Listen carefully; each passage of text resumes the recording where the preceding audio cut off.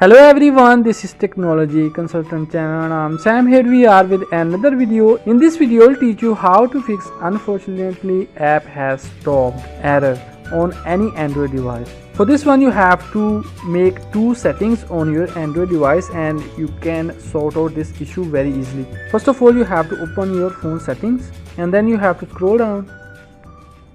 Here you will see option apps. You have to click on it. And then you have to click on these three dots which you can see at the top right side.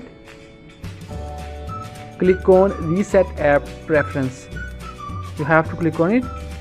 Here you will see a pop-up message. This will reset all your preferences for disabled apps, notification, restrictions, default apps. What you have to do, you have to click on reset.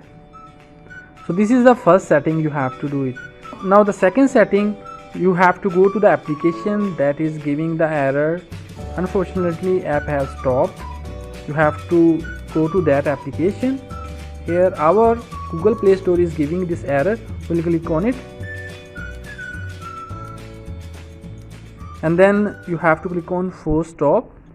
Click on OK and then you have to click on storage. From here you have to clear the cache and then you have to click on clear data. Click on OK. After doing all this, you have to minimize this one and now you have to open the same app again. We'll open Play Store again and here you can see Google Play Store is opened and we have successfully fixed the error.